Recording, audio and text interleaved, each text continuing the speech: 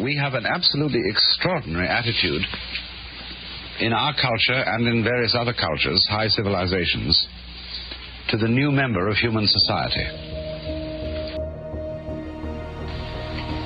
Instead of saying frankly to children, "How do you do? Welcome to the human race," we are playing a game, and we are playing by the following rules.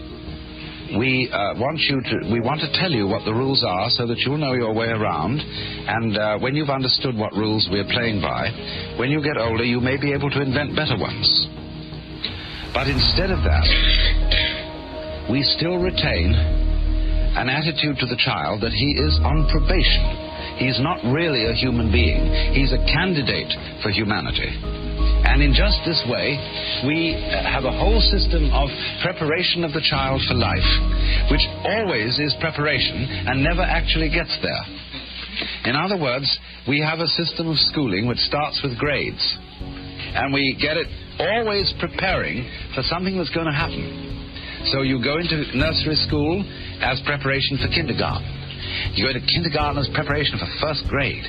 And then you go up the grades till you get to high school. And then comes a time when maybe if we can get you fascinated enough with this system, you go to college. And then when you go to college, if you're smart, you get into graduate school and stay a perpetual student. And go back to be a professor and just go round and round in the system.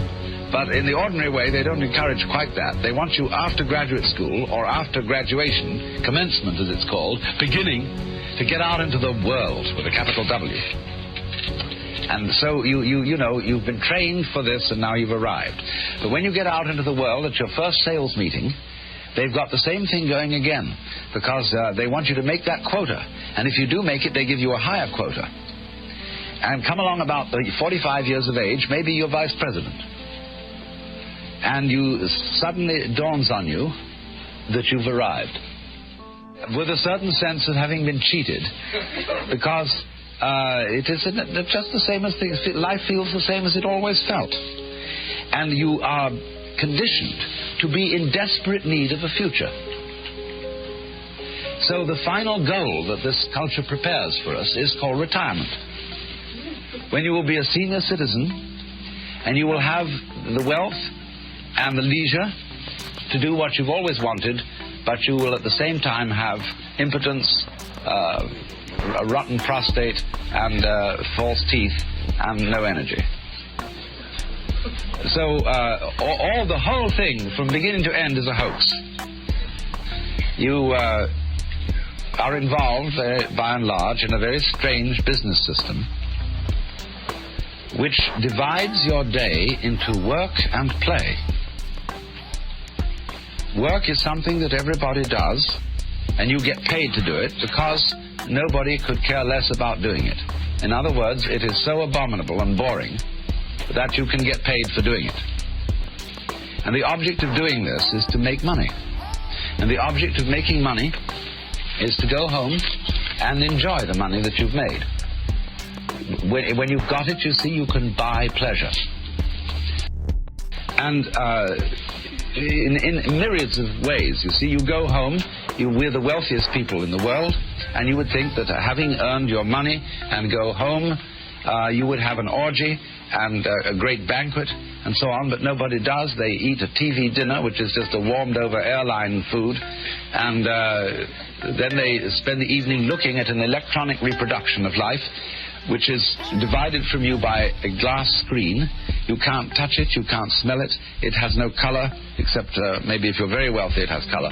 But by and large it doesn't, and you look at this thing, and you have a strange feeling, you see, that the whole procession of grades that was leading to something in the future, to that goody, that gorgeous, voluptuous goody that was lying at the end of the line, it never quite turns up. And this is because from the beginning we condition our children to a defective sense of identity. We condition the child in a way that sets the child a life problem which is insoluble, and therefore attended by constant frustration. And as a result of this problem being insoluble, It is perpetually postponed to the future. So that one is educated to live in the future, and one is not ever educated to live today.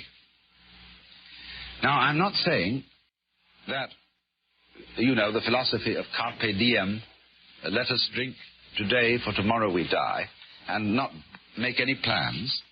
What I am saying is that making plans for the future is of use only to people who are capable of living completely in the present.